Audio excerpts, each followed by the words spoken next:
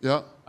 Given how this week played out with the IBF, and knowing that Jai wants to be undisputed, and seeing that Zurdo and Benavidez are going to fight for a unification fight, what is going to be done differently, or how is this approach going to be done differently to kind of avoid the situation that we had this week? Well, what could we have done differently? Just like he said a minute ago, they plan to do that. 110% plan to do that. You come out. First of all, the belt was sitting right in front of him the entire press conference. The belt could not have been more prominent. And it was in front of him because it's his belt. Those two were fighting for the Zuffa belt. And then he held it in his hand during the face. I mean, we did everything the right way and the way that's supposed to be done. So what would we or how could we do anything differently?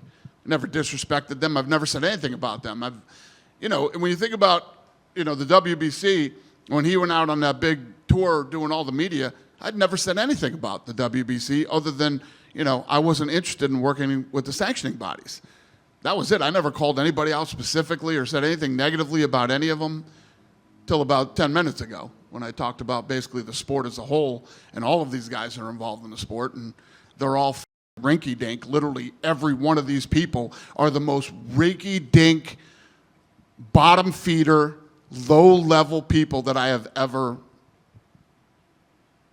I don't know what you'd want to call it, been in business with. Beating up babies.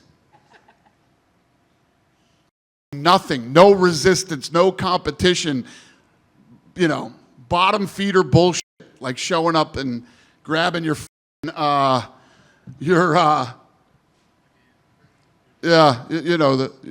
the hell?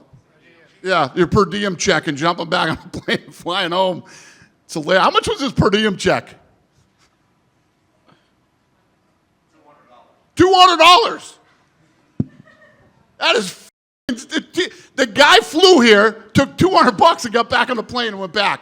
That's the level of rinky-dink bullshit that we're dealing with here. How crazy. I thought you were going to say like $2,500 or something at least. Guy grabbed $200 and flew back to New Jersey? Did we fly him here too?